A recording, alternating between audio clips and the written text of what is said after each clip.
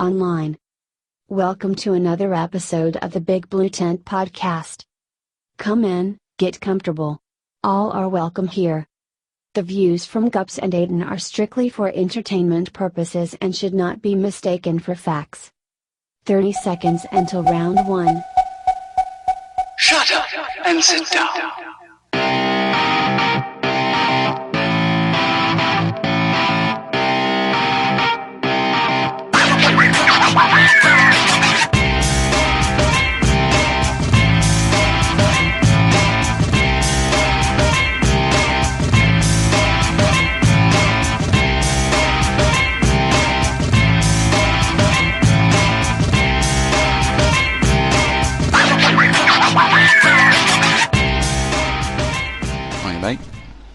Hi mate. How you doing? I'm really good, as always. Good. Well, I think there's only one way to start this, and that's by saying welcome to the Big Blue Tent podcast, episode number 4. Where are we? It's Wednesday the 24th of May 2017, and you're listening to Matt Guppy and Aidan Burke of the Big Blue Tent. How are you doing, Aidan? I am still great. Good.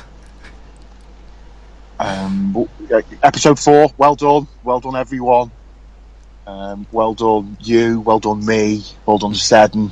Thank you. Well done all the people who've listened, given us feedback, said we're great, said we're rubbish.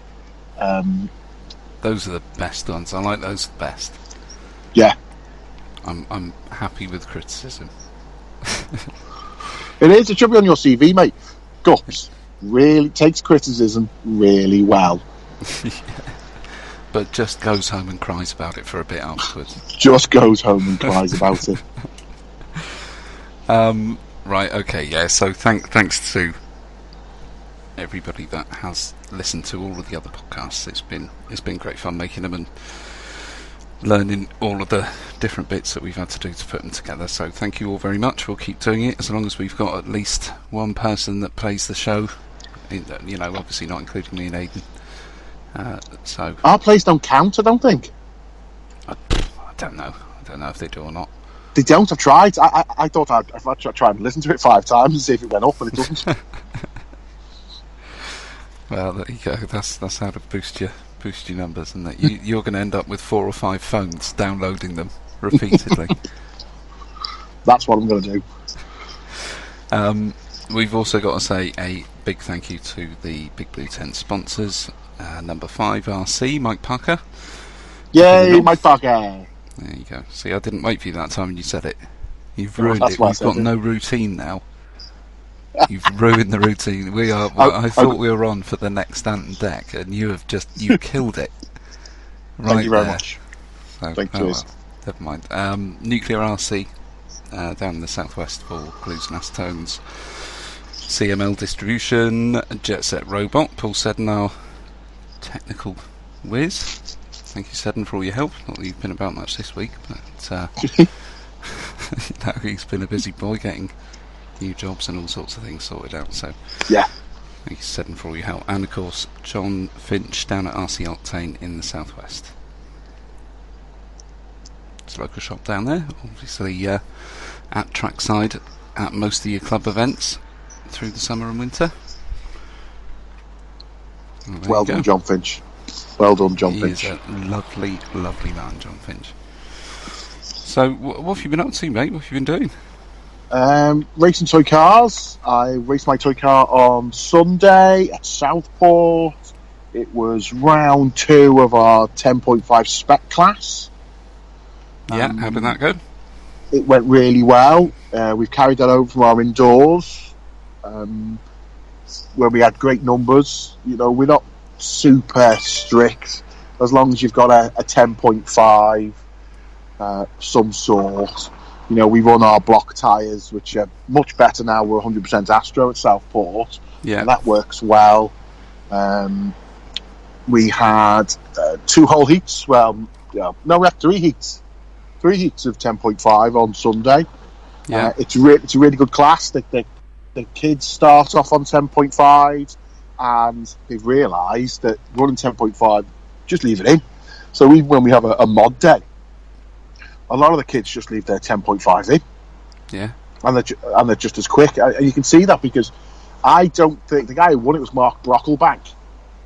And I don't think I beat him, my time beat him at any point during the day.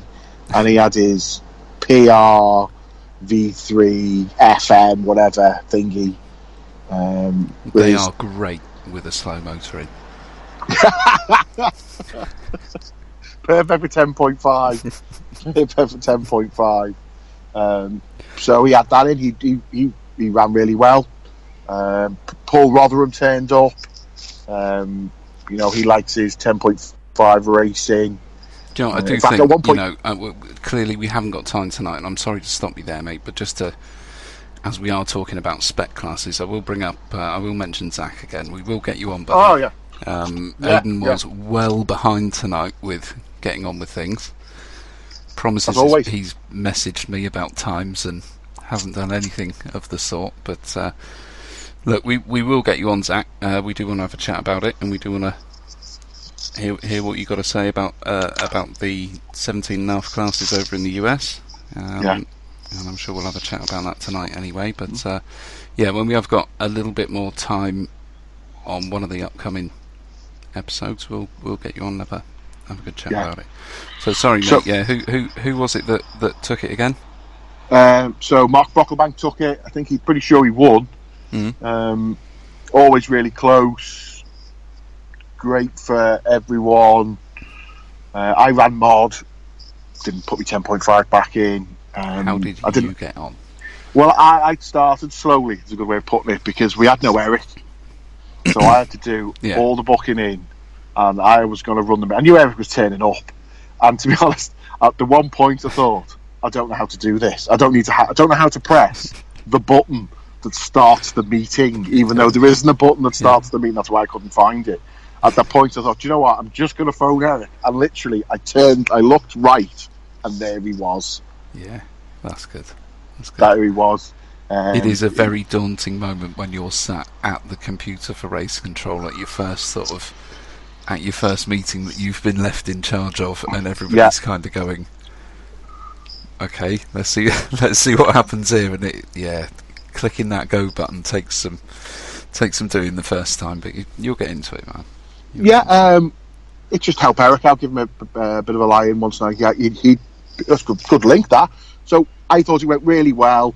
I got better through the day. The only change I made, I don't even know if it was the right change, but I was hitting the back end of a corner, maybe a bit too much steering on power. So I did what I always do, no matter what the problem is I took a shim off the inner rear link. You love taking a shim off the inner rear link.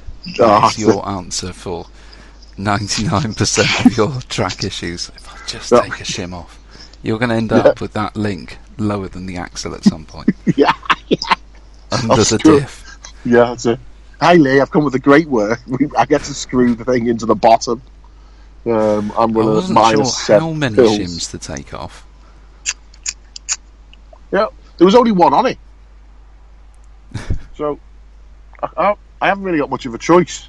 So I did that, and that did seem to help. I did move my battery back, only a bit, and that seemed to help a lot. But to be honest, my best run of the day was when I just didn't crash. Surprisingly, 5 minutes always on your wheels is quicker than other times when someone's got to run over and turn you over. Well, yeah, I'd agree with that. I would agree with that. As long as you're improving, mate, then that's all you can ask for, isn't it? If you've improved through the day, I think the biggest race is always going to be yourself, and that you know when you've done better. If you're a lap up by the end of the day, you feel chuffed, don't you? No matter where you've come. And I did get a whole lap by not crashing. So I got to 13 laps. It was a good club track. It was a bit too quick, very easy. Southport, really quick. Oh, that was the other change. I just put so much boost and turbo onto my Speedo because we basically ran the full length, and I suppose 90% of people who listen to this will know that Southport Straight is 55 metres long, a billiard flat Astro. Yeah. And then we did a 180 at the end and drove halfway back up halfway up the straight on the next lane. So there was a lot of straight going on. Hit the little tabletop, had to do a hard 180. I think we talked about this before. We were going so quick that we would be on full brakes and the car would still jump over the tabletop with the tyres just screeching to a stop. Yeah. But it was a good day. The weather was great, always helps. Well, Tommy does like a long straight with a hairpin at the end of it. Yeah, and Jay Woody helped him out. It was really good. It's always good when you sit there and you've done this. You ran Mendip for 12 months. That sometimes you sit there and go, I'm going to have to ask people, and I just put it up on the website, and I asked some people, I said, look, Eric's not here. He's not going to get here till late. I've got to do this. You're just all going to have to just muck in and get stuff done. And by the time I turned up at 9:10, the track was out, the marshal points are out, Doreen had got all the bibs out, put all them out, speakers went up. It was perfect. It was really good. I was really happy. Good. And then the reason why I had to do that was because Eric was down at the Touch National on the Saturday. Yeah. So they had like a big 4-hour drive home. I think the traffic was all okay. And I think what you'll notice, if any of the southern lot listen to this, is none of us northern boys moaned about a 4-hour traffic drive. We didn't sit there. Sometimes you see a national or even an Opal on the Friday, the boys in the south sitting there going, "Oh, stuck in traffic. 5 hours to get north." Well, we don't moan about that. We just do it.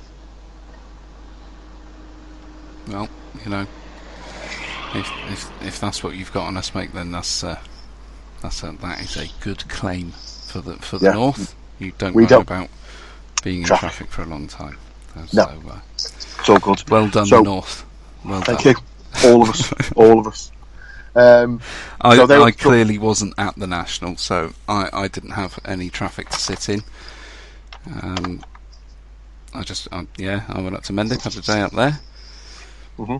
Ran some tyres through. I did send your tyres up as well. I sent you a couple of sets of tyres. The brilliant! Ones. I think Seddon got them today. So he did. He sent me a message. And see Seddon. Yeah, he will have a couple of sets of tyres for you. Great. I will get them running. Those Pro lines, I'm pretty sure I'll glue both sets up if you sent me 2. Now, remember, one of those sets I have used. Okay. I'll use them, and then the brand new ones I'll give to Evo or Tony or someone. Well, yeah, And they can have a run on them. I'd give them both. Go down there with them and just give them, No, because then what between the sets. Yeah, just so they can chat about how quickly they degrade. Because I was chatting to Evo earlier today, and he's like, well, the problem with darts is they get slower by half a second to a second a lap every 5-minute run. Which, to be honest, I don't see. Maybe because I drove really badly at the beginning, and then on Sunday, and then didn't crash, so therefore got quicker. But they seem to last an awfully long time for me, darts. Yeah, I mean they do. I mean general run time from them. I think once they've got to a certain point, I don't think they're losing a second a lap every 5-minute run. I think they do drop off. For me, it's not a second lap on that sort of short time period, but there was a difference between a brand new set out of the packet at Robin Hood when we had the timing up there for practice, when we had the brand new sets on when we first got there. We were all about a second a lap quicker than we were at the end when we left with the same sets of rear tyres on. So probably. But then we all put 5, maybe 6 battery packs through our cars. From we did. fully charged all the way down to run through to, the car's sort of slowing down, and all you can do is hope it's going to get to a sort of track marker or something. Hope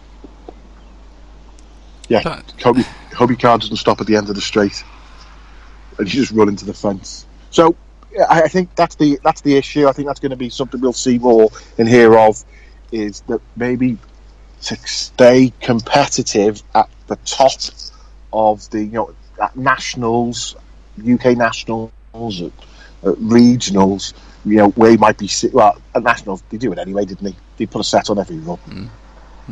So it would be interesting to see what happens. I think that's really, that sort of culture of a set of tyres every run is really ingrained in. I think regardless of what tyres come out, I think at that level they're always going to do that anyway. Mm-hmm.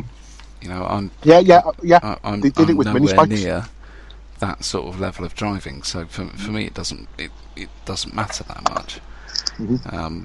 I can Or probably maybe get 2 or 3 5-minute runs out of them before they start really dropping off for me. But I suppose if you're driving that much quicker, if you're cornering that much harder, they might wear a bit differently. So we maybe baby our cars around.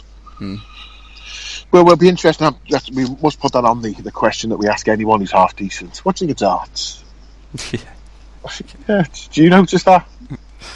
Yeah. How are you finding them? Again, we won't know really until we have the Southport Regional, which is we're at South Lakes in 2 weeks or week and a bit's time, and then the Southport's the next one round. So that'll be different. We'll see how it gets on. So, well, let me know how you get on with them when you do pick them up, anyway. Oh, I will do. We will chat about Proline whatever's next week. So we are 70. Yeah. Well, hang on. I think before we go into talking about the national, go on. I think there's one bit of news. We sad bit of news for everybody. Okay. It came out earlier this week that Steve Ashton has hung up his transmitter, and we've taken a break for a while. I think. Yeah, I'm mostly upset by the fact he's not selling me all his stuff. Well, because it looked like well kept. it's very well kept. I've obviously sent Steve a card and things like that. But no, in all honesty, I hope you come back soon, Steve. It's been great racing with you. So come on back soon, mate. You will be missed at the track. You're only saying that, but really you don't mean it. No, I don't. It's just the point I'm gaining. So yeah, that's it. It was a point that you lost last year when it got better. And now it's a point you're gaining. That was it. Again. It never used to be a point that I was going to gain. He's done really well. He's done really, really well. But yeah, it will be good to see him back. But yeah, of course, the National at Torch last weekend. So, how do you think it went? How do I think it went? Well, I think in the class that everybody cares about, the important class, the one that takes, I suppose, the skill, in the two-wheel drive 10th off-road class. Yeah, clearly, Neil took it again. Yeah, he's 2. I'm not sure if he was 4 or 5 laps up on Lee or. It was quite mixed. Do you know what? Those races were amazing. I do like watching them races. It was that was some good racing. Then I think they all threw it away at one point in the. Yeah, they did. They did. It was nice to see. It was good. That's good time to think that. I can't even remember what's the fella's name. Is it Little Murphy? Yeah, I've found him on Facebook. Someone said it's this guy. They sent me a link, and I've added him. So I will be catching up with him some point about his videos, and we'll obviously get him on here at some point. I expect to have a chat about the nationals and the videos that he does, and his YouTube channel, and all the rest of the lovely things we like to talk about. That's great. So, I think what the two-wheel drive. Did he take 2? Did he take 3 rounds of qualified and Lee took 1? Ooh, I'm not I sure. Don't know. I can't remember. He didn't take them all, and He took Yardy enough. did well. Yardy did well. Oh yeah.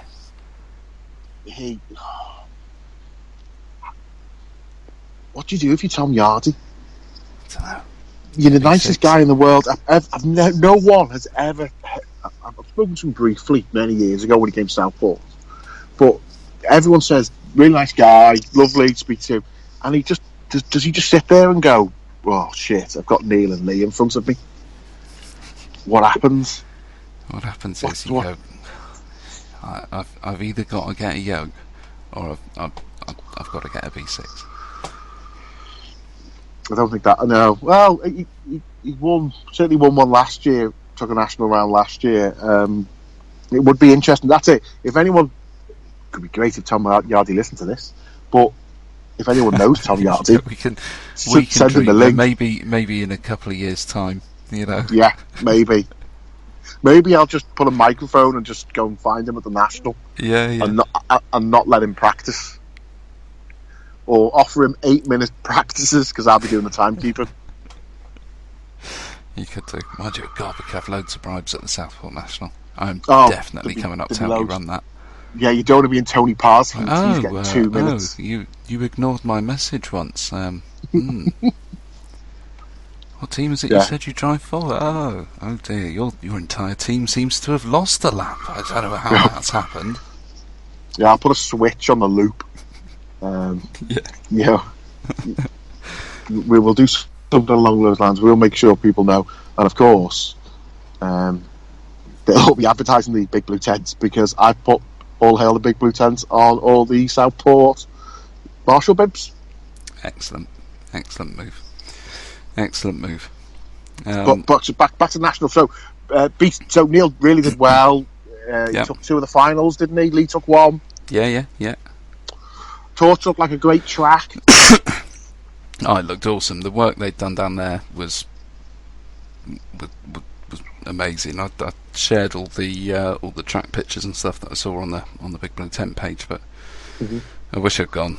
I really wish I'd gone down there. It looked like a wicked track. It really did. It looks smart. It looks like a real venue. You know, the fence, all the banners, the track looks lovely. No one if you haven't seen it, check it out on the Torch Facebook page. If you are listening, and if you haven't seen it, do go on their Facebook page and have a look because it was absolutely cracking, that track.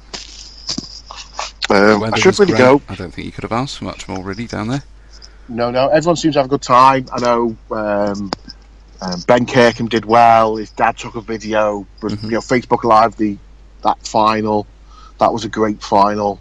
I can't remember. I don't know whether I'm going to say F. It was the F final. I think he led it all the way, and I think at one point Paul Calf tapped him. Definitely a big Blue Tent member, Paul Calf, and Paul just sat there and waited for him. Ben drove off, and Paul followed him. Do you know what I mean? That's really good. You know, in a national final, you know we've seen some top guys do it as well. You know, I know Neil and Lee did it. I think that was at Telford. One of them tapped the other one. I can't believe I can't believe it. This is going to lead on to. I know where this is going. This is going on to the Rivkin thing and. Hang on, let's a bit of an A bashing session, and you know. Hang on. You're taking it like that. I'm just saying this. Like a book. Let's get back to the national then. It was great. 4-wheel drive, and that really is the premier class. You know how much I love 4-wheel drive, and you know the YZ4 came out on top, which surprised everyone, including the people who have YZ4s. Yeah, I don't know what happened, but it did. It did. I know nothing about that YZ4. I assume it's a perfectly standard YZ4, but it could be a YZ4 with, you know, B-Max 4.3. It could be a YZ4 shell on a B64. It could be. Unlikely. More likely to be on top of an X-Ray. Yeah, tell you that one only is only the top 2 that changed around. Yardy was 3rd again in that, wasn't he? Yeah, with the Schumacher. I'm trying to think. Yeah, all the X-Rays did well again. Paul Crompton got in his A final. I'm pretty sure. Oh no, he didn't. No, that was a bit awkward. Adam Perret got in the A final. That's his first National A final. I know he was super happy. Oh, you Super would happy be with your that first one. performance. You'd just get a lap and then just sit up there and watch the race from the rostrum, wouldn't you? That's it. And I want to see what happens when he comes to Southport, because he's never been to Torch before. Never been. Neither have I. when it, Never been down there. yeah, but he's never been and got put his car in the A final. Well, there you go. So what happens when he comes to Southport? And that's going to be the same for Crompton and Connor. But he was really quick at Oupel last year as well, of what I saw of him. Well, yeah, I don't think he's going to get me for this. He does seem to have got a lot quicker in the last 2 or 3 years. The Team C seems to suit him. Yeah. He's always been great. Obviously, I prefer his brother Wayne. He's a much nicer person because I can beat Wayne. As long as it's indoors, I can beat Wayne. Has Wayne just got the one hand? No, he's just not as good as his brother. So 4-wheel drive. So if you've got a 2-wheel drive, clearly you want to buy a yoke. If you've got a 4-wheel drive, clearly you want to buy a yoke. Yeah, I suppose. Yeah, if you want to come second with a 2-wheel drive, you definitely buy a yoke. Don't buy a yoke. So I think it went really well. We got a lot of great feedback. Someone came up to Eric and said, "You're Eric from the Big Blue Tent." That was some guy who I can't remember who it was. Said he enjoyed the podcast. Oh, and Martin Owen suggested that maybe I talk a bit too quickly. He's from Bridgewater. What do you expect? Right, okay. That sounds like a lovely place to live. Yeah. So we'll try for you lot. I will try and talk a bit slower. Well done, mate. Well done. Okay. I spent that last all of a minute. Yeah, well done, it's already gone. Yeah. It's already gone. So back to the final though. There was a bit of a kick-off in the F final, wasn't there? F final.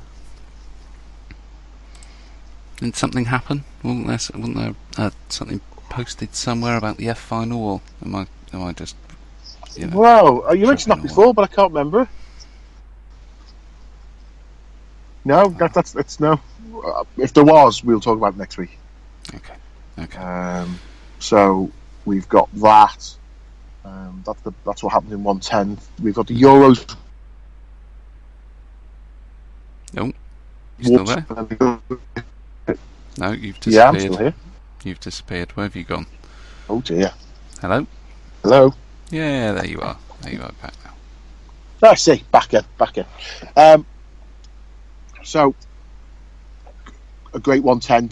I had a great weekend. You did practice at Mendip, didn't you? Yeah. Went up there for the day.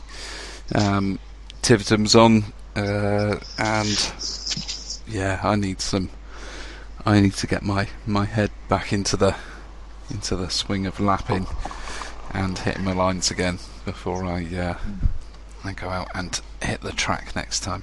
So do you know what you should do? You should spend a day at Mendip just running laps over and over and over and over and over and over again, and see how well I could do. And yeah, it was a good day. Sun was out. Can't complain. Can't complain. But anyway, who have we got coming on the show tonight? Okay, well, fingers crossed, because this is Skype. This is thousands of miles. I think, regardless of what we're using, this is you controlling this. This is now Aidan doing this for anybody listening. So, thank you very much. Okay. Cut out, blow up. I apologise if anybody's shit blows up at home. Here we go. So, well, if we do a little introduction and then we go get him, see if it works. Okay. We've got Bob. So, on the show tonight we have Bobby Moore of the Loop is Live. For anybody that doesn't know, Loop is Live is the podcast that gave us the idea to start this one off. He runs it with a guy called Jeff Keaton over in the States. Massive 1/8 Nitro Off-Road guys. Bobby runs a company called Trackside. Sorry, not. What am I talking about? Trackside. RC Trackmasters. You can find them on Facebook as well, and build some of the craziest off-road tracks I think I've ever seen. So if you want to get him on, Hayden, Well, I'm going to get him. I think I go quiet when I get him. Let's go see if we can find you Bobby Moore. go for it. I'm just going to slag you off for a minute. Okay. Oh, hang on! Don't press that button. Oh no! Press the wrong button. Ooh. Bobby Moore. Hang on. How are you getting on there? Hi, excuse me. Yeah. Sorry, you're on the phone. I am actually on the phone. Oh, sorry. Do you have jump leads? I'm sorry, I don't know. Oh, it's Okay. You're go, asking the wrong man there, love. I'm sorry. She can't hear it, but literally a lady's just come over on crutches, seeing if I've got jump leads. Somebody else with, I'm going to get Bobby and we can chat about lady with jump leads. Okay, you go and get the lady. Sorry, you go and get Bobby. Hello? Ooh, something's happened. Oh, I think Bobby's here. Hello. Hey, Bobby! how you doing? Good day, mates. Good day, mate. Sorry, Gups, when me and Bobby were talking before he did his good day, mate, and I went, you do realise we're not Australians? Australian, but hey, it's the best I can do, man. How you guys doing today, man? Wow, do you know what? Really good, man. Really, really good. I cannot believe there is such little delay between us and you talking to each other on Skype. You're virtually bang on. You don't realize this, but I'm in Liverpool right now. That's fine, man. That's fine. You keep your eye out for Aiden, though. He's lurking about in a car somewhere. Yeah, man. So yeah, I'm actually driving down the road right now in the pouring down rain.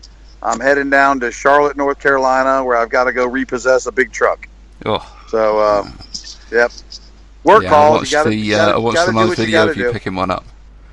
Oh yeah. You'll see another one here in a couple hours. Okay. Right, I'll have another one. Hey man, so thanks for having me on your show, guys. I really appreciate it, man. I'm honored. Not a problem. Pleasure. The pleasure is ours. Yeah, man. So what's up? What's going on? What do you guys got going on today? What you talking about? Well, we've had all sorts of stuff's been going on. I suppose the big news is the National that we had last weekend, the BRCA 10th Off-Road National. Yep. Down at one of the big tracks in the one of the big 10th Off-Road tracks at Torch in the UK. I think you'll find that was Associated. Took that one. The two-wheel drive. And no one took anyone out? They were all really nice? No one took anyone out? Nothing like that. Oh, you mean so Spencer Rifkin was not there? No, he wasn't. He certainly wasn't, no. Did you guys see that video?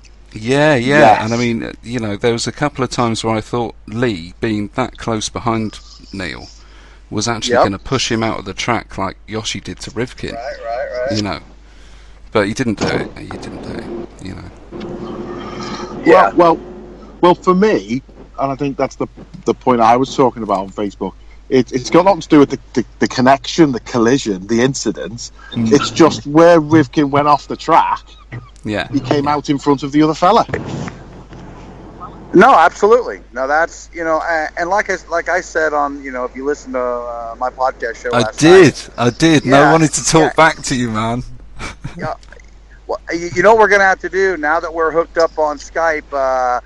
Next week, I'll have you guys on my show. How's that? Yeah, good. Sound good?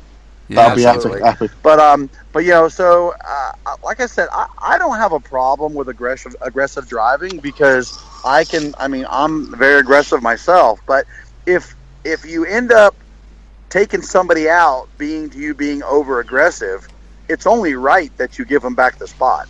Yeah. And I mean, and that's why you heard all the boos and everyone booing him when he, at the end of the race. Hey, look, and, just for anybody, because I'm sure we're going to get a few of the US guys listen as well now that you're on here. Yeah. Just for them, look, at the end of the day, a rule was broken.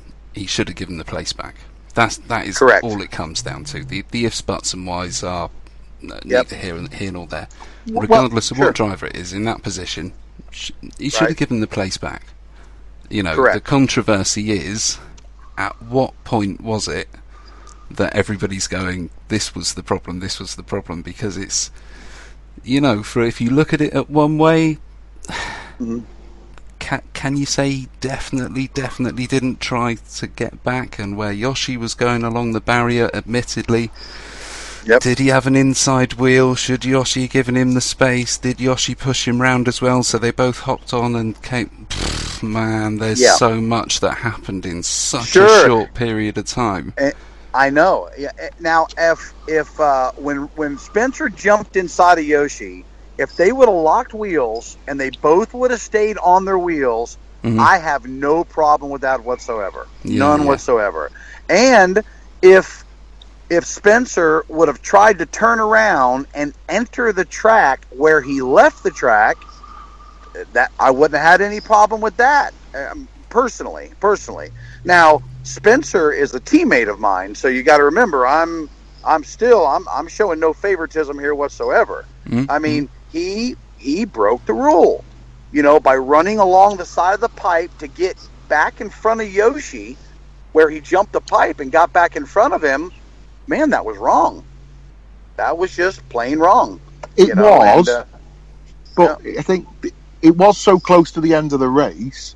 I can see how he's just done it, but at that point, the ref. Dude, how many people would have?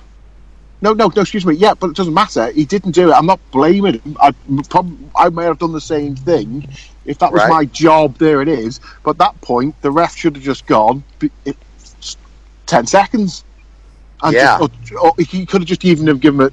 It's very difficult. Eric's done it once. He just gave the fellow a 3-second penalty to just put him back behind the other fella. Yeah. It's not Rivkin's fault. If it happened on the first lap, early doors, he probably would have had the chance. The ref would have said, give that place back. And he probably would have tried to give his place back, but it was just near the end. You're asking someone to call it in a really short period of time, aren't you? Yeah, and it's right then and right there. I mean, I think the rule states that if you leave the course, you cannot gain a position. Yeah. So if he would, even if he would have ran along the pipe outside and then waited for Yoshi to go by, and then that would have been fine. Yeah. No, but since he used that, jumping off the track, and now remember, guys, he made this happen. He was off the track because of his own driving. Yeah.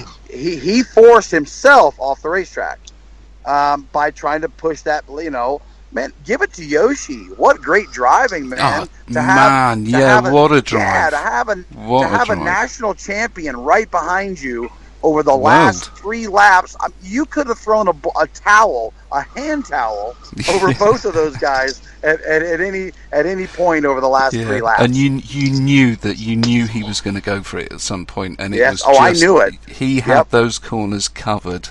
He had it. He had the line.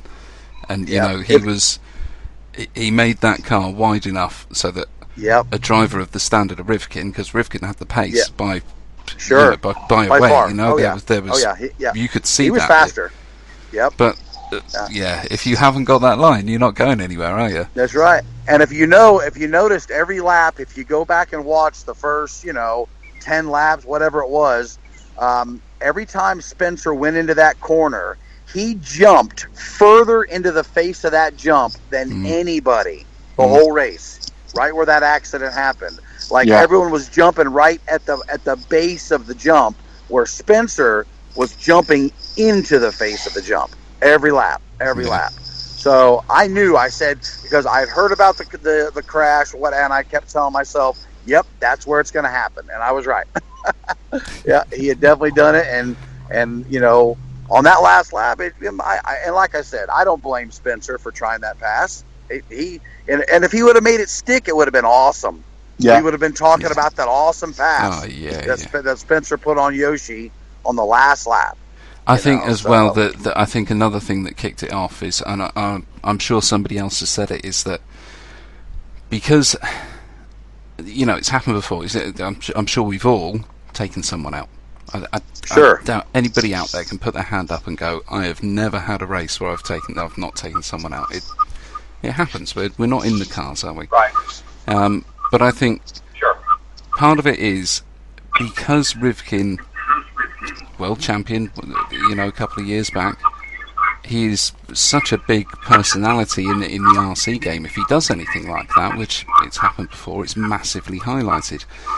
I mean, I can remember other races where there's been big talks about a driver driving rough all the way through the race. I've watched plenty of races where there's been some rough driving going on and some sort of shouting and hollering coming from the crowd as well. But I think for Rivkin at the moment, he does need to play it as clean as a whistle. And I know a place means a lot to these guys, but sometimes you gotta suck it up, haven't you? Yeah, because he's got that persona about him. Oh, Bobby, you've disappeared there, buddy. I don't know what's happened, but you've gone really quiet there. Sir, that better? Yeah, there you go. Are you there? Yeah. Okay. Yeah, Rivkin's got that persona about him, and he's got that personality, not a personality, but he's known for being really, really super aggressive. Yeah. And and so you're right. He needs to be extra careful. Yeah. To kind of, so because you don't want to be in the spotlight like that all the time, No. So No, not like that, say, anyways. Yeah, sometimes it is better just to pull back and just, fine. This time, fine. Yeah, you got it. But I get it. We all want to push for the win. And absolutely. Yep. Yeah. How many of us have it made is a what it last is. corner move? Yeah, we'll actually see him next week. Well, 2 weeks at the AMS. Spencer's coming down to race, so I kind of doubt he'll probably do an interview with me. Maybe he will. We'll see. Get him on, man, and tell him we said hi as well. Yeah, we're big fans. I'll try to. Okay, good. So, Jeff, Bobby, tell us what's happened to Jeff. You and Jeff do the Loop is Live, and obviously for me and Aidan, that's where we got the idea for this from. Right. Yeah, it's been great to listen to you two. I think I've got through all of your shows now. Well, I do appreciate the support. Thank you. Yeah, always. And, It's been really good. Why did you start? Why did Bobby and Jeff get together and say, let's do a podcast? Well, Jeff and I have been friends for probably 15, 16 years now. Right. And we started racing together. I actually worked for Jeff for about 5 or 6 years. Jeff owns a repossession company, and he did back then. I went to work for Jeff. And that's when we started racing. We started racing together, and then I kind of branched out on my own. I opened up my own repossession company, which I do now. And so, what were you racing back in the early days? Mugen. I've been racing Mugen 8 scale. Well, no, I started. I'm sorry. I started with 10 scale. Like everybody, I started with 2-wheel drive 10 scale back in the early. Real early 90s, 91, 92. So I raced that. I raced Losi back then. And I think in 1999, I got into racing in the gas, in a 1/8 scale gas. Yeah. And I started racing for Mugen in 2000. And the year 2000, and been with them ever since. And but Jeff and I, every time we hang out at the races, we're kind of like the ones that always tell it how it is, man. We tell the truth. We don't sugarcoat anything. We don't tell people what they want to hear. They want to hear, and that's what kind of got Jeff and I, and we're real when we're around each other, when we're talking. We feed off each other real well. I mean, I know what Jeff is thinking. He knows what I'm thinking, and we spend so much time, giving people hard times, joking with people. One day, I said, man, we should do a podcast show together. And and so we kicked it around for about 4 or 5 months, and then one day we just went out. And we decided we were just going to do it, man. That's all there was to it. Yeah. And we've had really great success, man. And it's just it's never a dull moment, you know. we can always find things to talk about, and always we when we're at races together, you know, we'll say, you know, hey, listen, we need to talk about this next week, you know, or this that happened, or that happened, and Yeah. you know, this race or that race, or hey, man, did you hear that this guy did that? Oh yeah, well, let's bring that up, man. Let's talk about it. So yeah, that's how we kind of got started, and man, we love it. We really enjoy doing it. Good. We really do. Good. Yeah. It's great to listen to you both. It is great to listen to you both. Yeah. Thank you. Yeah, I know a big favourite show of Aiden's is the Rhonda Drake show. I don't know if you managed to get that signed picture of it Hey, yet listen, for her. I talked to her about you guys, and when I said, hey, man, they would love for you guys to do do an interview with you, she was like, absolutely, no problem. We can make that happen. So yeah, you just and I also said that you guys needed signed autograph pictures. So well, one signed autograph picture, only one. Only one, just for you? Yeah, just for me. And I might need to do the Rhonda Drake interview, sort of just myself. Just yourself. I don't know. I might just go all quiet and shy on this end, you know. Yeah. She is. When you talk to her, you do feel a bit intimidated, you know, because she, she is what she is, and she's the truth, man. I'm gonna tell you now. She bangs with the big guys on the track, no problem, man. She'll put the wheel to you too, man, in a minute. She'll park you. But yeah, she's a great person, man. Her and Adam both, man. Super great people. Super great, man. I'm absolutely, I'm honored to be a part of Mugen as long as I have been, and to have them both as teammates is an honor. Yeah, that must be great. Yeah, that must be great. To be honest, I don't know a lot about Mugen at all. Because I'm only 1/10 electric. Right. Until Lee Martin drove a Mugen he's now gone and joined the Infinity Money. Right.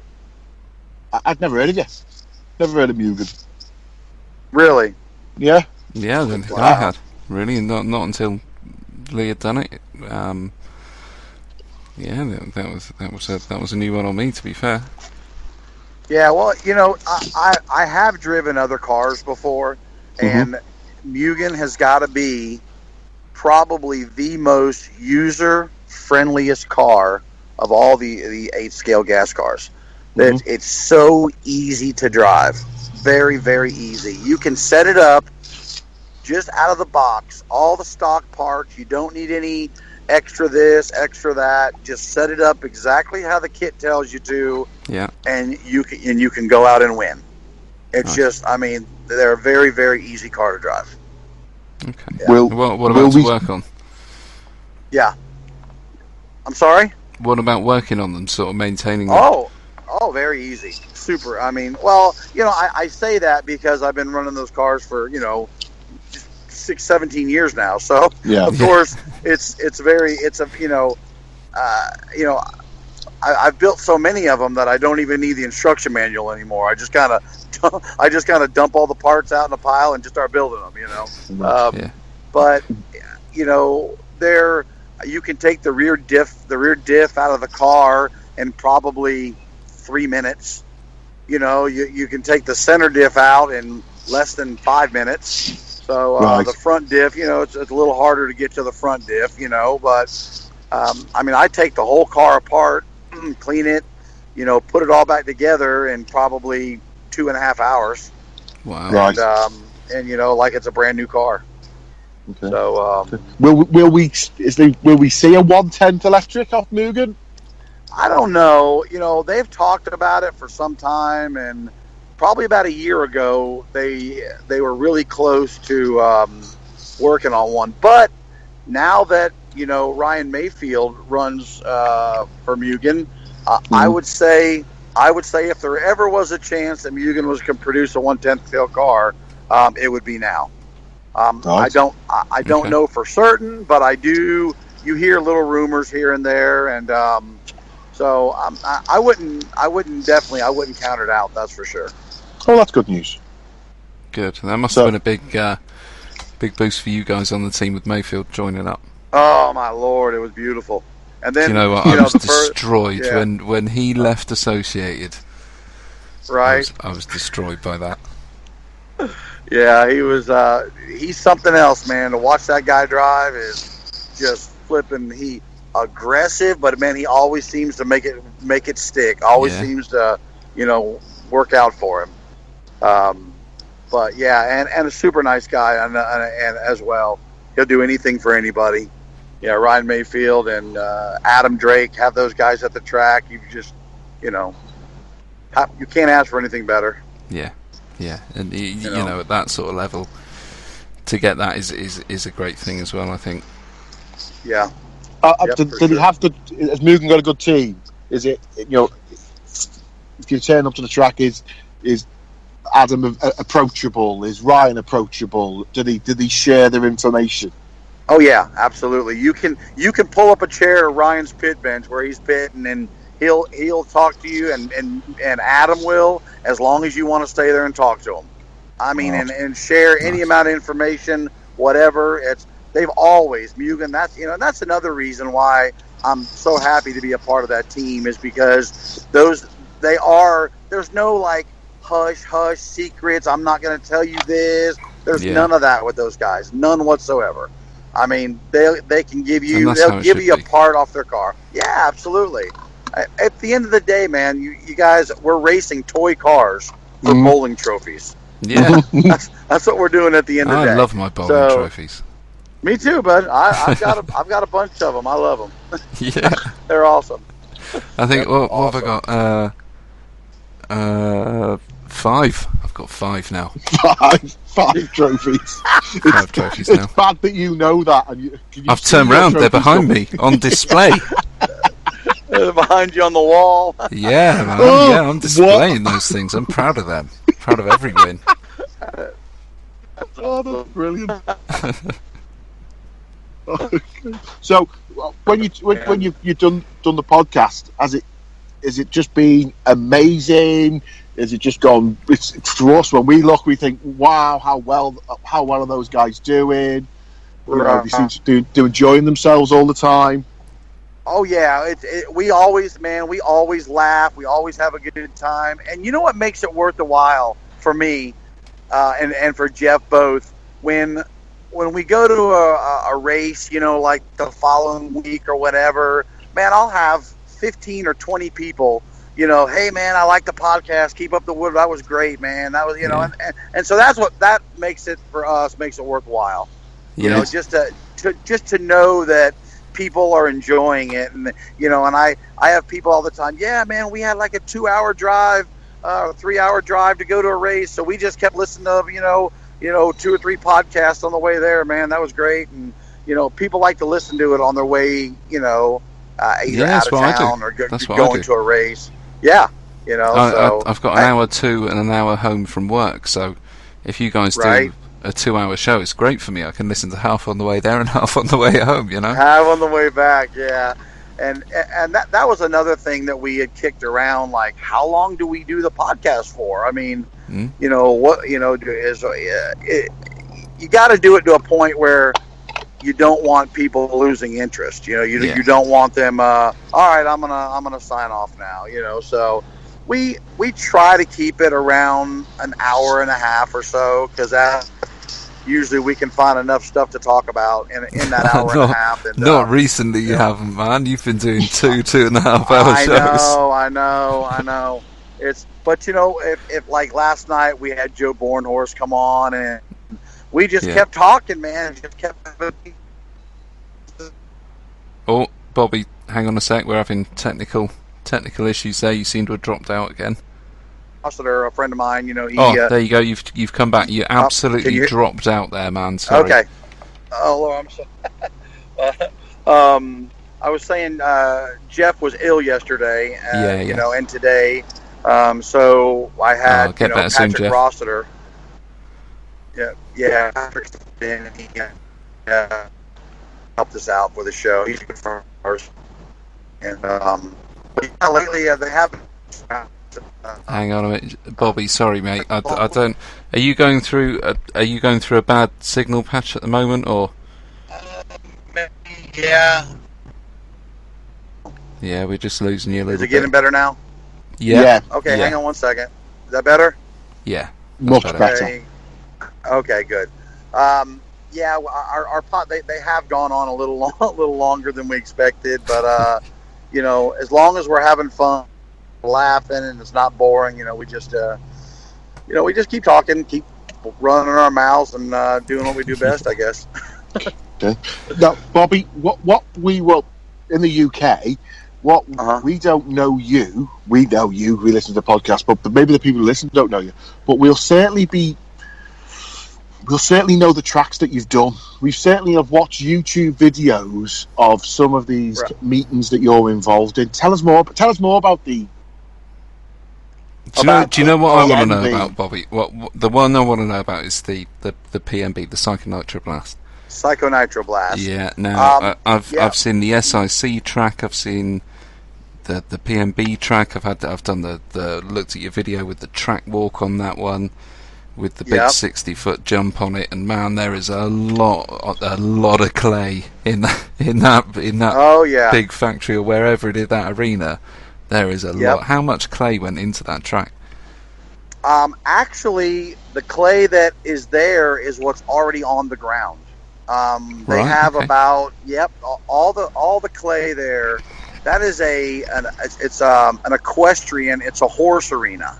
Right. So so they do horse shows, they do dog shows, they do monster truck shows there inside the arena, that particular arena. So all the dirt is already on the ground. There's about 18 inches of 18 to 24 inches of dirt throughout the whole arena. And how big is it? It's sort of.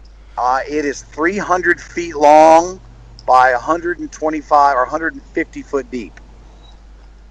So it's as big as a football field. Matter of fact, a little bit bigger. Yeah, a football field's 100 yard, 300, and it's only 50 yards. So we're about just as big as a football field. So, but like I said, the dirt is there on the ground. So we just gotta, I shaved down some areas, and we just mound the dirt up, or we've got the AMS coming up in 2 weeks where we actually bring a bulldozer in there. And I just start you've broken up pushing again, mate. dirt up in the corners. God, I'm sorry. That's fine. Don't worry. It's technology, man. Okay, that good? Yeah, perfect. Okay. But anyways, the Psycho Nitro Blast has been going for 10 years now. Yeah.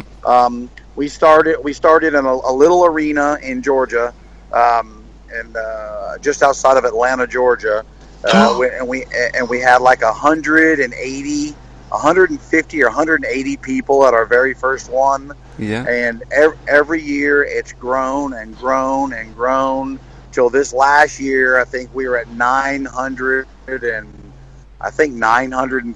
something entries. Wow. It's just gotten. And we ask ourselves every year, is it going to get any bigger? Is it going to get any bigger? It's got to be, getting close. Almost 1,000 entries for race weekend is pretty busy, man.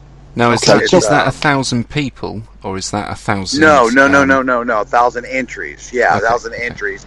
I think we were at about 520 or 550 actual people.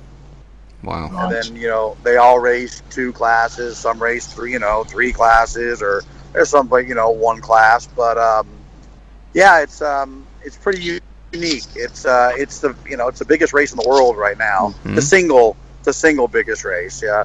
The Nitro Challenge pulls 1,100 people, but they do 1/5 scale, 1/8 scale, 1/10 scale. Right. They do the rock crawling course, and then they did the drone racing.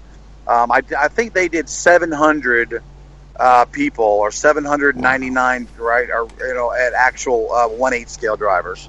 So, which is great, which is fantastic, you know, and Mhm. to have those kind of turnouts at you know, at a race weekend is, you know, phenomenal. Yeah, without a doubt. Yeah. We're nowhere How near do you that get? over here. Yeah. How do you get that many people actually racing? How is are we talking about 4 qualifiers and a final? Yeah, Now, have you not seen eight yeah, scale racing, Aidan? They literally just throw 20 cars on the track, and yeah, you've seen the guys yeah, down on football pitches and in the parks, you know, going yeah. head on at each other from either end of a football pitch with the big 8 scale things. Yeah, it's we start at like 6 o'clock in the morning, and it's about 23 hours of straight qualifying. It never stops, and it's just anywhere usually from 15 to 18 cars on the track at one time. The driver stand will hold 25 drivers. The driver stand, it's about 45 feet long, and it's 20. I think it's 22 or 23 feet in the air. And so it's just one right after the other. They come off, the new group comes on continuously, and it's announcers that we have. Hang on, Bobby. I think we've lost you again. Those are two of the best race announcers in the world. And it takes both of those guys. They work in shifts. They work in like 4-hour shifts, back and forth. And yeah, man, it's sleep deprivation for sure. Yeah. So, Well, Aidan, can you hear Bobby? No, I can't hear him. I think he fades out the same time you fades out hang for on you. 1 second, guys. I'm going up and down the hills. Does that make better? Okay. Hang Yeah. on. Nearly Well, there, mate. Exactly. So, well, we might as well chat amongst ourselves until he just goes, "Hi, I'm back." So imagine that. Imagine that? racing. Okay, you got me now, guys? Yeah. There we you have. are. Yeah. We were just sort of thinking about how, you know, starting at 6, 23 hours to go through, and then another 23 hours for finals the next day. Is it done over Saturday, Sunday? Not quite 23 hours. It'll be, you know, we'll have 23 hours of qualifying. They'll take a 1-hour break to repair any pipe on the track, or maybe put some water down. And then the finals will start at probably 6 o'clock in the morning, and they're usually done by about 10 o'clock that night. So you're looking at 12, 34, like maybe 16 hours of finals. Wow. Right. Yeah.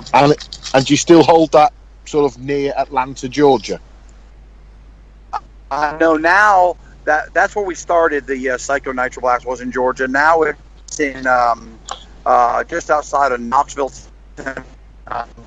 in the new arena. This is our second year in the new arena, and Bobby, just say where it is really, again. really, You, just as you said where it was, the new one. You broke up. Knoxville, Tennessee. Okay. Right. Okay. Yeah, Knoxville, Tennessee.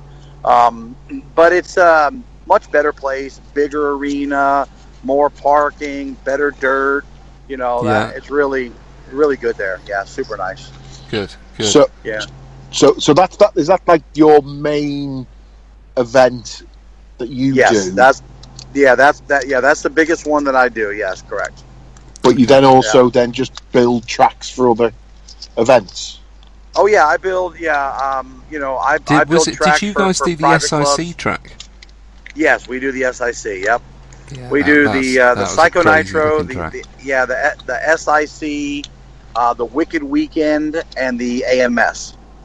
Those are our four. Now, and we've also added this year. We've added a an outdoor event that we're doing in November.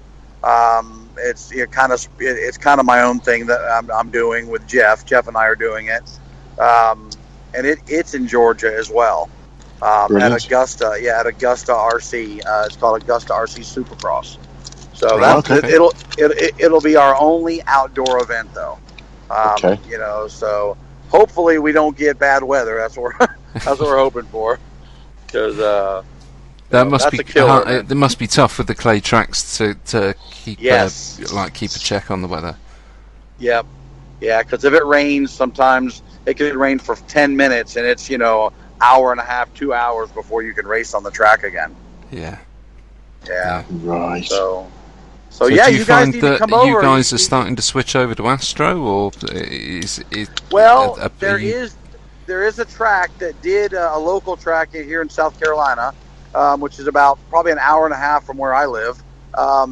That actually they went to a full turf track outdoor. Okay. I guess Astro type turf or whatever. So yeah, I haven't been down there yet to race, but I'm really looking forward. I really want to go down there and check it out.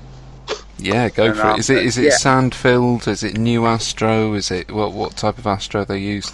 Well, from what I understand, it's the same. It's the same turf that they use in like soccer stadiums. Okay. Yep. Okay. Yeah, it's that kind of outdoor, turf they lay down. Yeah. So, but I've heard people say good things about it, so I'm looking forward to it. Yeah. It is. I mean, you do get a lot of sand in that stuff. Right. You get a good line groove up through the day, I suppose, on it. But the maintenance side of it is just. You guys are going to find that magic. It's just a bit of weeding, maybe a bit of sweeping, and that's it. Other than that, if you've got the drainage sorted on the track, right, leave it alone. Yeah. That's it, done. Yeah. They said that it came in like I want to say it came in like 30 rolls. He said. Yeah. Yeah. He actually was on my my podcast show last night. Yeah. And Oh right. yeah. Yes. But yeah, I'm really, I like I said, I haven't been there, but I really want to go down there. Okay. What? I know it'll be different as far as setup wise and tires. So yeah, we're always looking for a good challenge. Yeah, definitely. I think it will be. What we see is the difference is these massive events like the PNB and AMS, and it's run differently in the UK. Our clubs are all amateur sports clubs. They're just like your local, well, I should say soccer team. We run off either privately rented grounds. The biggest events we have are sort of 120 people. We can cycle them through a day. And so when we see or hear of 900 entries, and we go, why can't we have arenas? And I go, well, we can't. We don't have 900 people. Yeah. Oh, Bobby, we can't hear you. We can't hear you at the moment. Ooh, I don't know if you can hear us either. Hang on a second. Oh, he's getting better all the time. All right. Is that better? Yeah, there you go. Perfect. Better? Oh, no, not quite. But, okay, well, I'm getting better. I'm coming to the top of the hill. Whereabouts are you now? Are you right out in the sticks now? A little bit, yes. Yeah, okay. Yeah, I'm actually. I'll take. Yeah, we'll take that as a yes. You're out in the sticks, because as you sort of said that, you disappeared again. Yeah. But yeah, 120 people for us over the course of a weekend is a lot. We tend to run Saturday, Sunday, maybe if we're lucky a bit of practice on a Friday evening before an event. Sure. But our ones are all finished, packed up generally no later than 4, 5, maybe 6 o'clock on a Sunday afternoon, and then everybody's home and back to work the next day. Yeah, they at the Psycho Nitro Blast we have the day before on Thursday or Friday, depending on when we're having it. We do practice, so we. No, we've lost you, Bobby. We've lost you, bud. Yeah, okay. I'm not too sure what to do there. Bobby's disappeared. So I think probably a good plan might be to, when Bobby comes back. I'm not sure if he's back yet or not. Is he there? Okay, I'm back. Ah, Yay. there you go. Yeah. Hello, test 1, 2. Yeah, you're there. All right, you got me now? Yeah, I can hear you now. Yeah, of course. Okay. Can you hear me, Aiden? I can hear you, Bobby. Okay, I'm gonna pull over. That way we don't lose. I don't lose you anymore. Okay, that's cool. That's cool. But anyways, what I was saying is we'll start practice at the Psycho Nitro Blast, and they'll have 24 hours of straight practice. Yeah. It starts at 6 o'clock in the morning and ends at 6 o'clock the following morning, and you'd be amazed at 3 and 4 o'clock in the morning. There's still 150 people in there driving. I mean, just taking 5 minute intervals off the driver's stand. 5 minutes, and it's. Is that all they're allowed? They just could they go up for an hour if they wanted to, or is it just 5 minute slots? as long as there's not a line waiting, they can stay on the driver's stand for as long as they want. Okay. But if there's people waiting, then they'll make it in 5 or 10 minutes at a time. Yeah. Okay.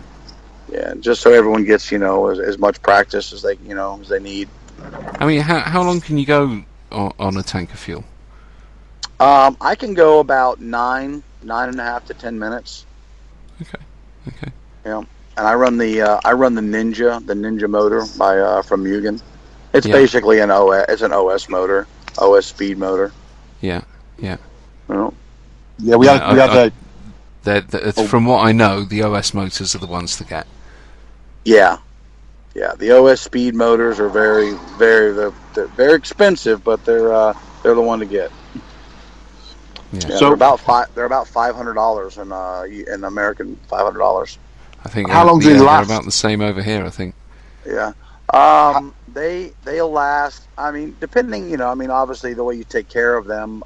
But if you take care of them, you'll get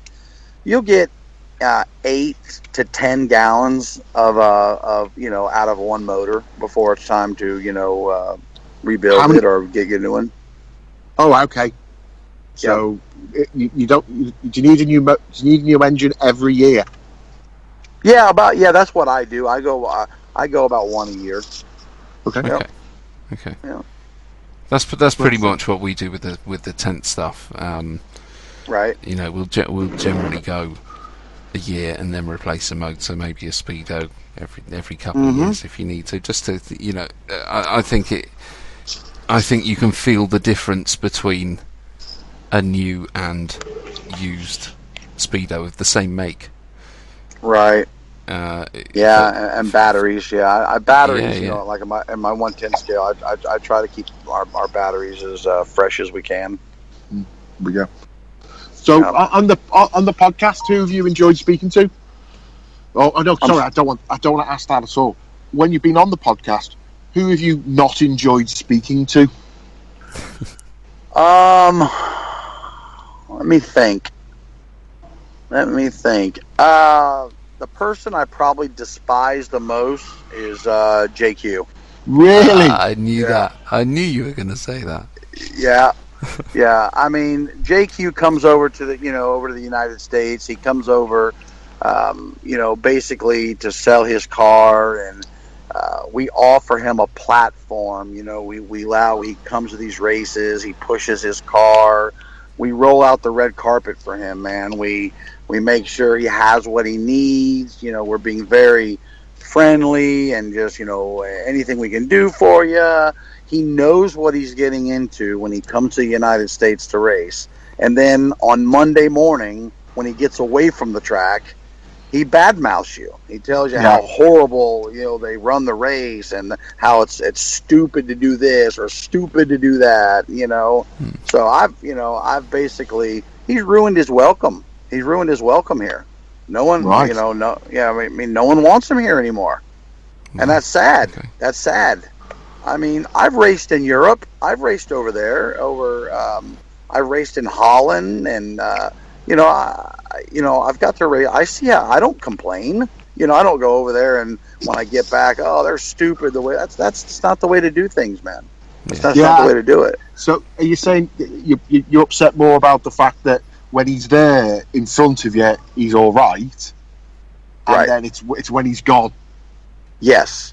If he came up to you at middle of the day and went, well, that's rubbish, that should be blue, you could have a discussion. Yeah. Exactly.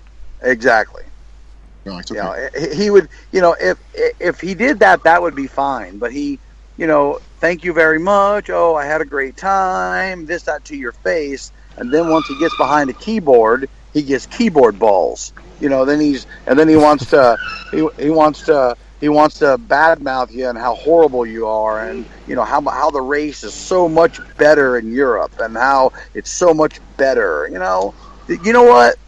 Stay in Europe then. If it's so much better, stay in Europe. And there's a lot of drivers that come over to the United States, such as Lee Martin. I mean, Robert Vitale. I mean, those guys are great. They come over. They enjoy everything the U.S. has to offer, and they leave with a smile on their face. Yeah, I think they're lovely guys anyway, though. I'm sorry? I said those guys, Lee, the likes of Lee and Neil, and that they are, you've only got to look at their Facebook pages and the live feeds that Lee does. They're lovely guys anyway. They're never going to badmouth anyone. Exactly. They're professionals. That's why they're professionals. Yeah. Even if they don't like it, they won't tell you. Because they're trying. I'm serious. That's the way it is. But JQ, man, he just wears his opinion right there on his sleeve. I mean, I respect him for that, because he speaks the way he feels. Mm-hmm. But if you're going to speak the way you feel, speak the way to me, to my face. Tell me why you're in front of me. Oh, Don't wait till you get back home and then all of a sudden you got. Was that I don't know what. Who had a motorbike go past them then? That wasn't me. Okay, right. What I've got, I've parked in a place that's got a really good reception, and what's happened to me tonight is a lady's come and asked for me jump kit leads, and Bobby, I don't want to upset you, Bobby. I don't even know what jump leads are. Okay, and now I've got 5 local ninjas or youths who are driving their mopeds around this car park, popping wheelies. Welcome to Liverpool. Welcome to Liverpool. Did you say, Aiden? Did you say jump leads? Yes, jump leads. Yes. Yeah. I guess those are what, like jumper cables? The same thing, I guess. Yeah, same thing. Okay, jump leads. You call them. Okay, that's cool. No, that's cool.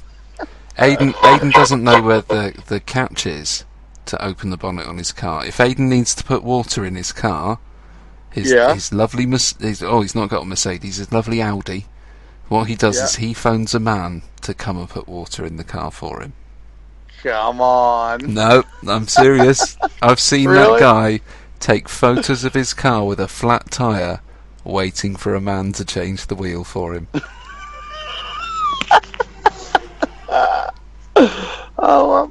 All right, I guess that's cool, I guess. Hey, maybe he just doesn't want to get his hands dirty. I don't know. You knew that was coming. Lord. Sorry, buddy. Yeah, that's funny. That's okay. But look, you guys need to come over. You need to come over and race sometime over here. Need to maybe come to the Psycho Nitroblast next year or the year after. Oh, that'd be fun to have you guys over. That'd be awesome. Yeah. Let me just check I've still got him on the line because he's disappeared. I don't know whether those motorbike ninjas have taken him. They're motor ninjas. I'm not sure, but he seems to have dropped off. Uh-oh. Ooh, hang on a minute. Let me send him a message a minute, and I'll find out what's happened to him. All right. Where are you? There you go. Hopefully he'll be back soon. Right. Sorry, Bobby. Where were we? Man? Yeah, no. I guess we were talking about motorbike ninjas and jump leads. Yeah. It got a bit messed up. And I'm back. What the hell has happened to you?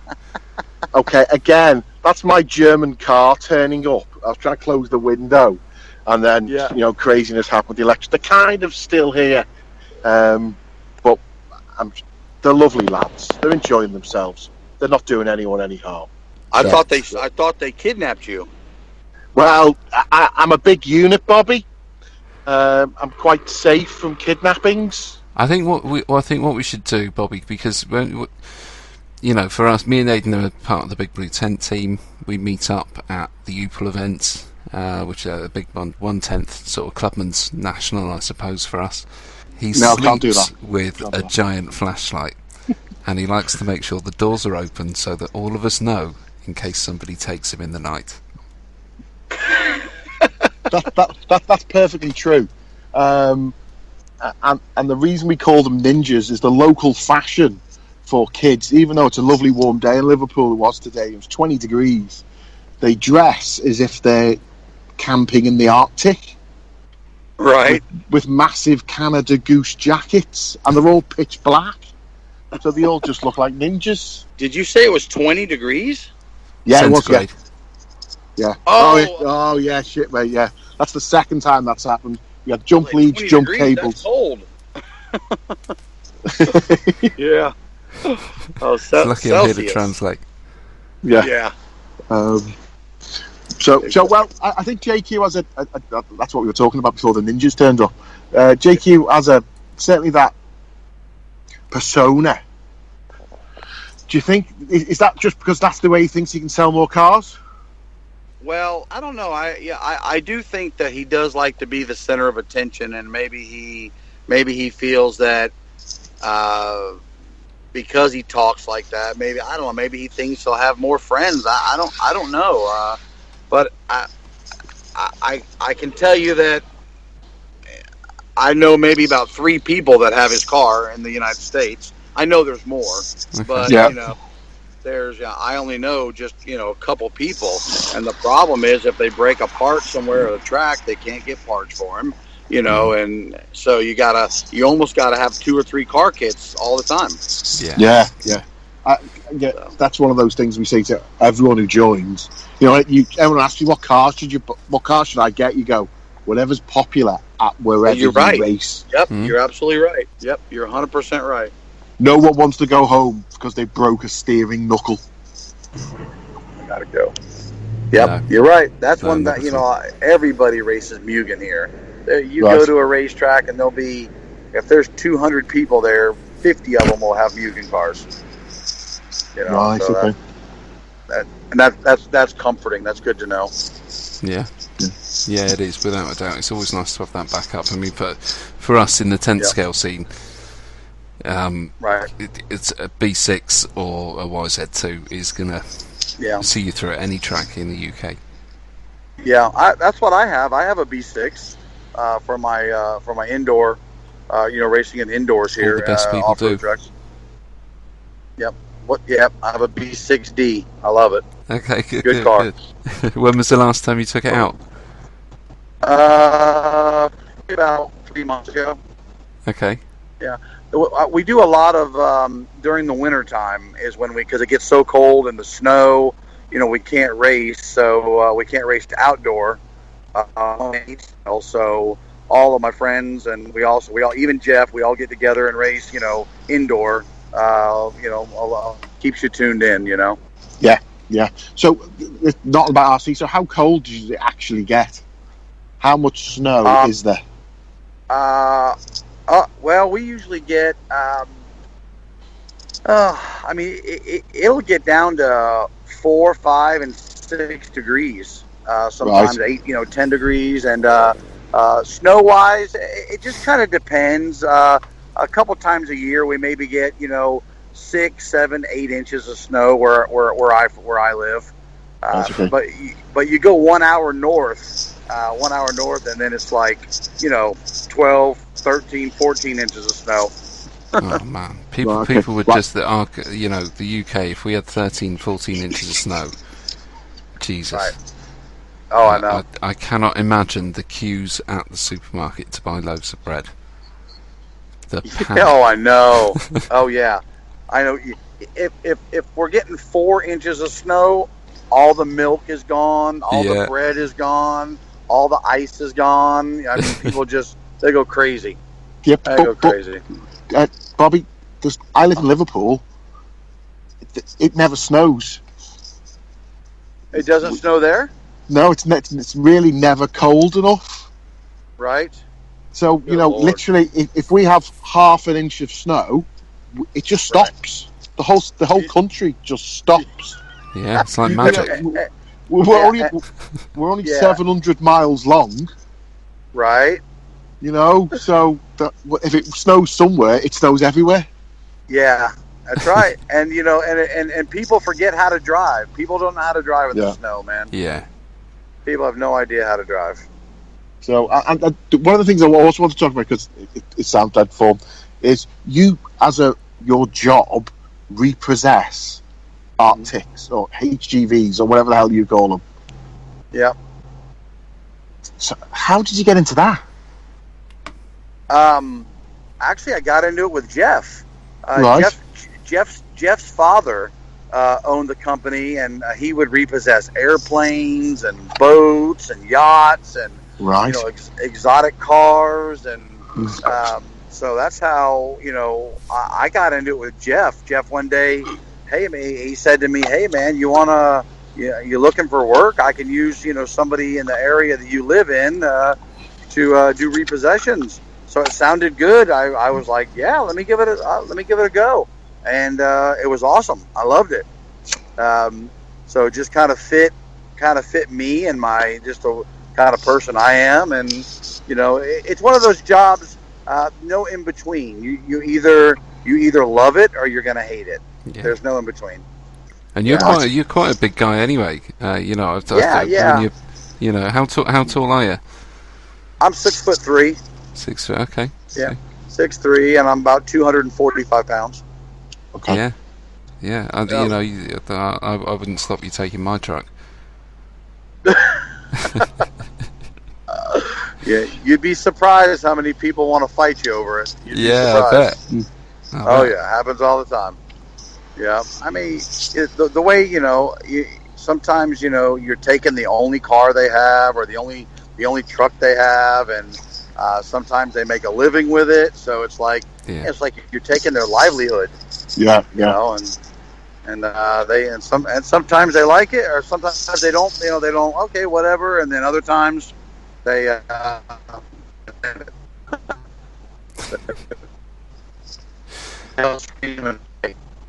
Oh, you broke up there, Bobby. But I think we got the gist of what you were saying.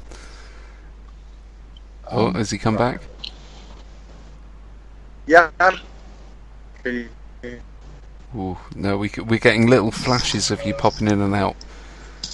Hello. There you go. Hi, Bobby. Hello. Okay, I'm back. Great. Well, but I think we should sort of sit. I don't know how long we've been chatting on the phone. You might go at any time, so I'm going to turn around. I'm going to say, it's been. I'm not going to let you go now, but I've really enjoyed listening to the podcast. It's been great that you've come on to our thing today. Yes. I think hopefully a lot of the guys who are listening, because we are 1/10, will be interested in the 1/8. We see all the pictures of the big American tracks, and to sort of be able to speak to somebody who's actually getting involved in sorting those things out. So we definitely want to speak to you again. Sure. If not every day. Well, I can contact you by text message. And it's too late. We've got contact details for you now, man. It's too late. Yeah. The bridge has been built. We're quite good at keeping those together. That's it. It's going all the way from New York all the way over to UK, so we're good to go. Yeah. And we'd love to come onto your show. We'd love to speak to you both. We'd love to, especially because we do watch all the American 1/10 stuff. Yeah, God.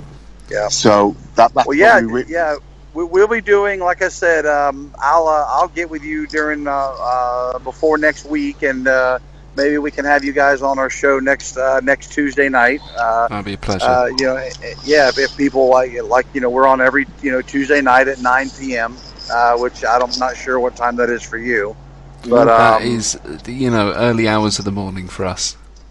Is it? So okay. 2 a.m. I think. Oh, okay. That's pretty brutal then. Yeah, that's why I listen to you the next morning on the way to work. Oh, I gotcha. Okay, good.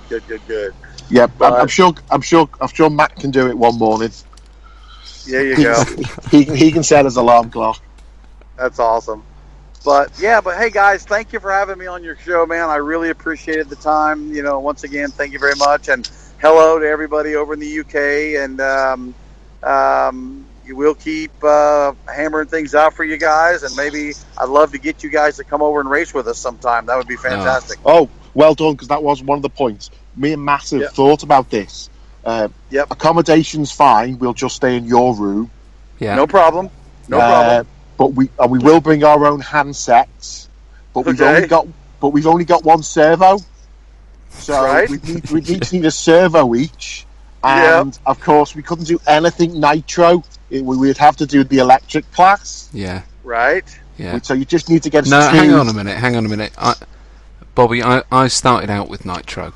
When I first got into it, I got into it with a nitro 8th buggy. Right. And just bashing it around parks and fields and things like that. So I can run a nitro. I'm not saying I'd be particularly good, but I could do that if one day the miracle happened and me and Aidan came over to have a race for you guys. So if you can sort our flights, our buggies, a servo each. Okay. We're there, mate. Not a problem. No problem. I just give you. I'll let you race my cars. No big deal. I'm fine. That's perfect. Yeah. And Matt will want a seat right next to. And we'll come for the week. We'll help you out. We'll help you set up. Okay. And Matt wants the seat next to any of the AE boys, really. Cav, that's who I want to sit next to. Yeah. Okay. That's fine, Aidan. I'll get you a seat right next to Rhonda Drake. That's exactly. I want to be between Rhonda and Adam. Okay. So I don't know whether they pit next to each other or pit opposite each other, but I want to be like between the two of them. Yeah, like make an H shape out of the pit tables. Yeah, I could share Rhonda's table. But I think it'd be best if Adam was sat the other side, so we could just make sure there was nothing going on. Yeah, exactly. Yeah, that's it. So we'll keep a close eye on you. Thank you very much, mate. It'll be best for all. We don't want to be talking about that video on Facebook in 12 months' time. For sure. Okay, mate. You're a superstar, mate. Stay for me. Thanks very much. Stay safe. Keep in touch. And stay safe, buddy. Yes, guys. Thank you very much for having me on the show. You guys have a good evening. No worries. Cheers, catch mate. up with us on messages, Bobby. We'll catch up with you soon. Okay. All right, buddy. Thank you. Thank you very much. Take care. Okay, bye, mate. Bye. Cheers. I think Bobby's gone.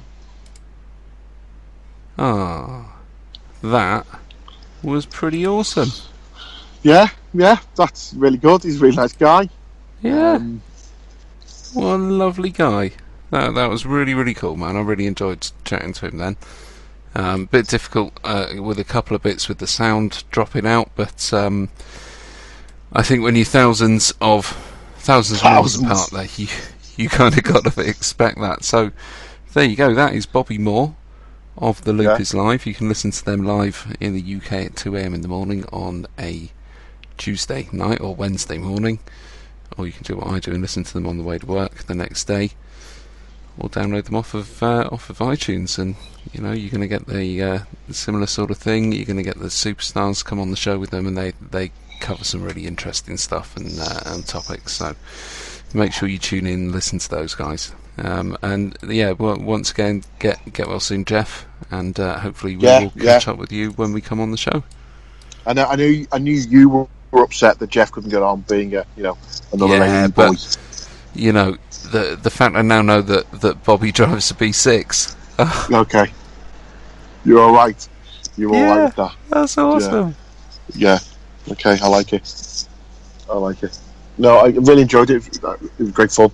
We'll definitely get him back on and catch up, and maybe we can make sure we do watch a lot of the. We've got to make sure we share the national video from the States, put it on the Facebook page. Yeah, I think we should get people's opinions on it.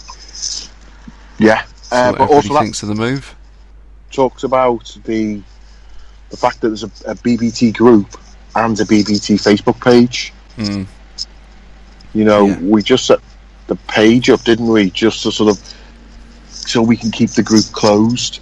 Yeah, the guys, anybody that's listening out there, and I know that we've had a few people listen, so I'm sure there's maybe one or two. If you are joining up on the Big Blue Tent page, that is the page is what we're going to use for putting the podcasts out there, doing any sponsor stuff, any bits and bobs like that, because it's something that everybody can see. So that is why that we've created the page. The group is a closed group on Facebook. If you've got a request to join the Big Blue Tent group on Facebook, and it means that when you do that, we'll let you in. We'll let anybody in. We're not forcing anyone to stay or anything like that, but anybody can come in, and everybody is welcome to come in there, ask you questions, get some advice, chat to people, argue with people, do whatever you want. You are completely free to say and do whatever you please in that Big Blue Tent page, the group, sorry. So if you don't like what's being said there, if you don't like the things that are going on, you don't have to get involved in it. Everybody's free to have their opinion, and me and Aidan and anybody else on that group is more than welcome to say anything that they want. If it upsets you, the things that are going on in there, you don't have to stay. Yeah. We're not forcing anybody to stay. So if it upsets you, you don't like what's being said, you don't like people's opinions, then and just leave it. Just don't get. If you're not interested, just don't get involved. And I know, to be honest, mate, me and you are the worst people for it. Man, anybody that takes anything that I say seriously is an idiot. It's as simple as that.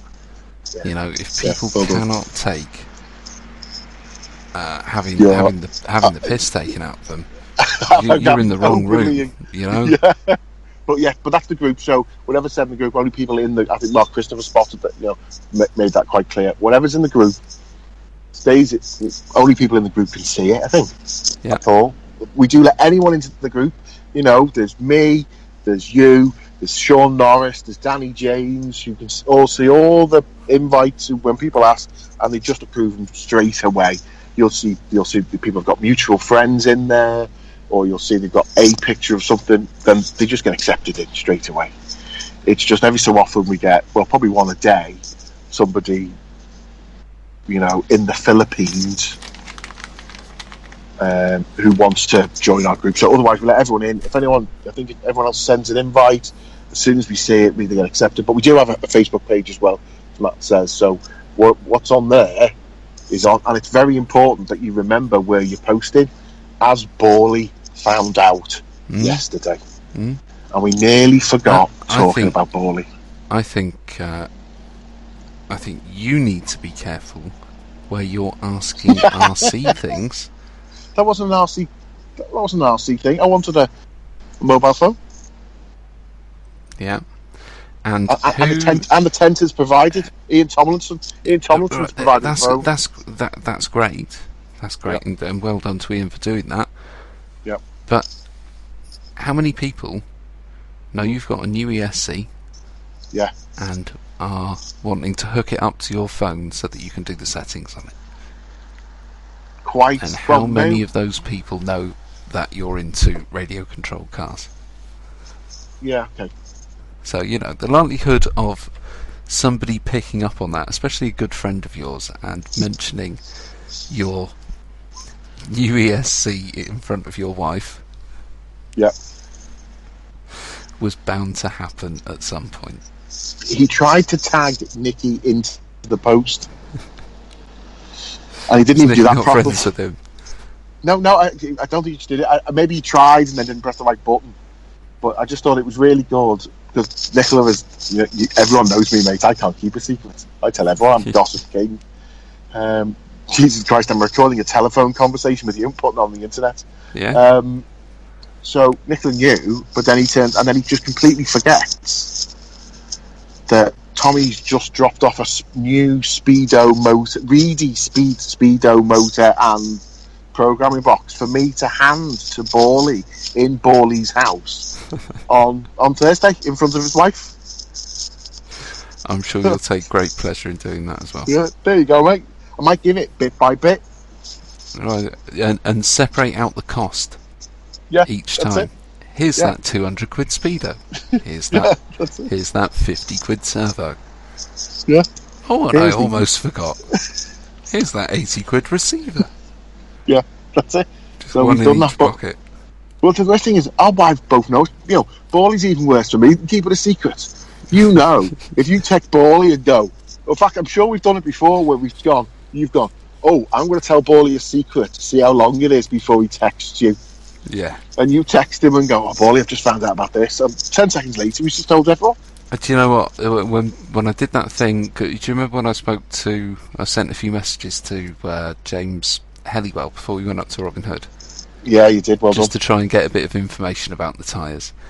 And Mhm. Bawley was the first person I sent that picture to, and it was less than a second before he'd sent that back to the whole Big Blue Tent group going, oh, look at this, he's trying to get secret information. I just thought, you are such a grass. That is it. Yeah, That is he's it. like a Super child. grass. Yeah, he's like a child.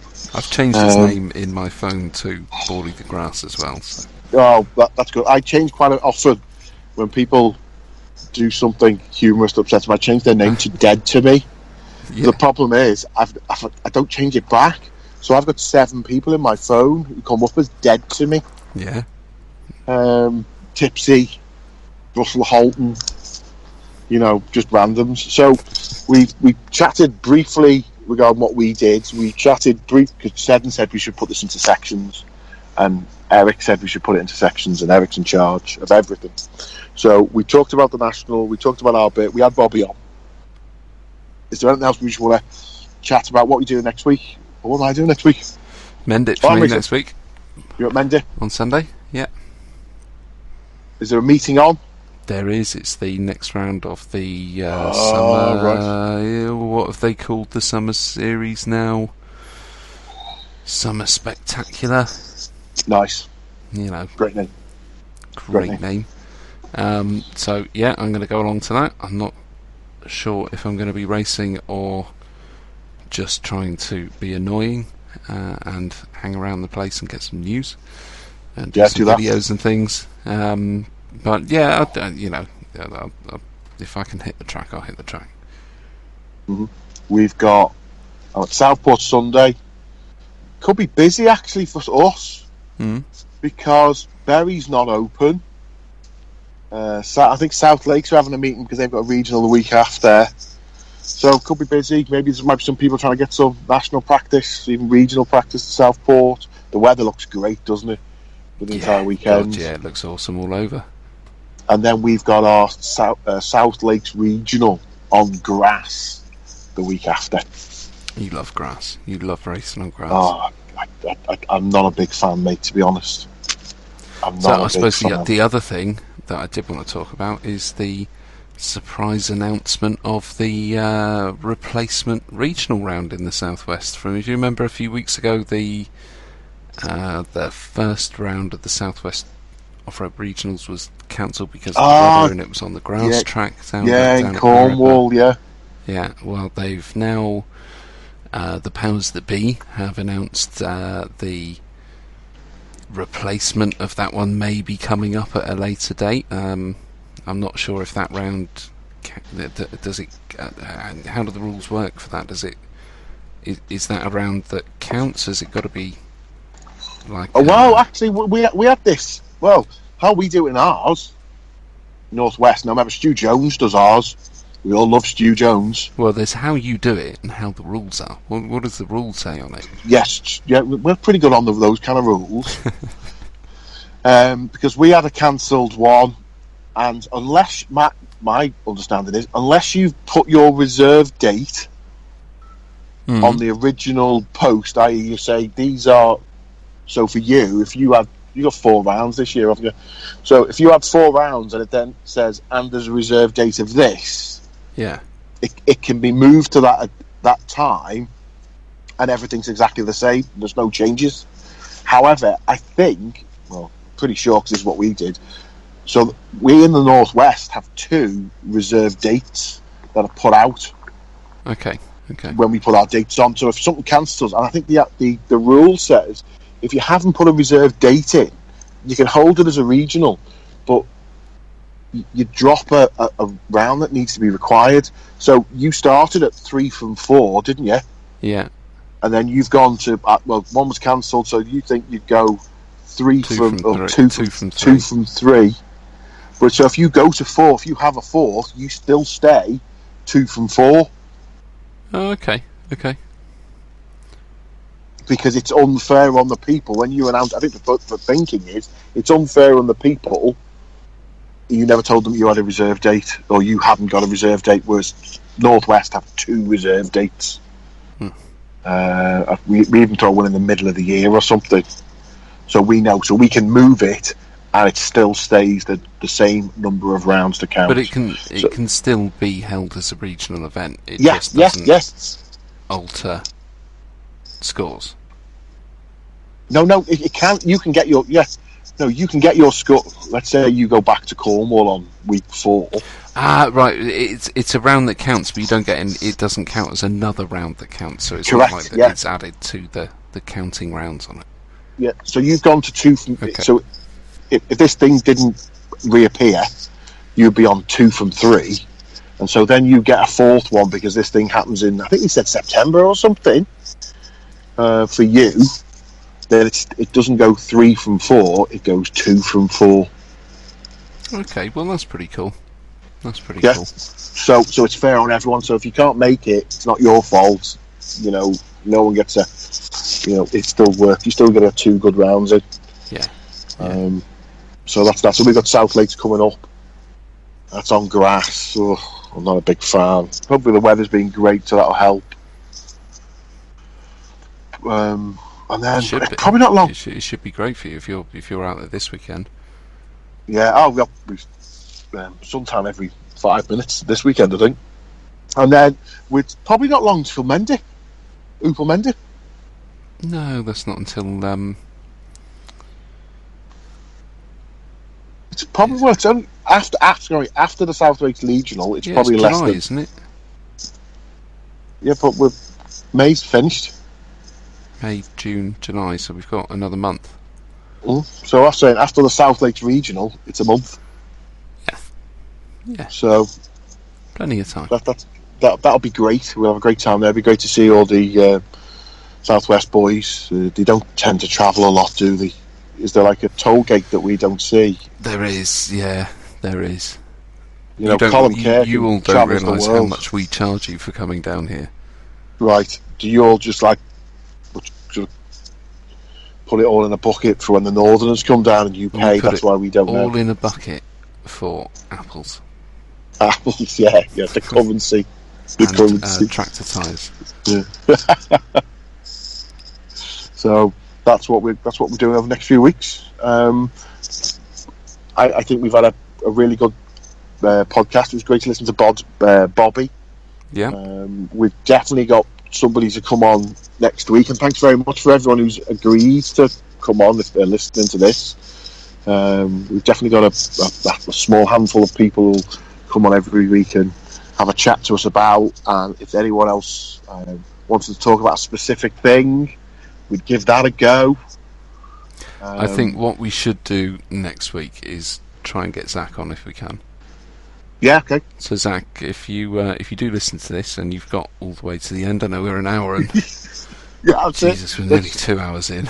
Are we? Oh dear. Okay, so Zach, if you are listening, mate, give us a shout on Facebook, drop us a message, and we will sort out some times with you for next week. I'll get some dates up together and we'll get something arranged and get you on and have a chat about the 17 and a half stuff.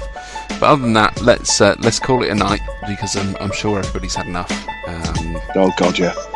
And we can catch up with everybody, I guess, next week. Yeah, we'll do, mate. I'll speak to you soon. All right, Thanks buddy. very much for listening. Speak to everyone. I'll speak to everyone during the week. Thanks. Bye now. Everyone. Take care. Bye.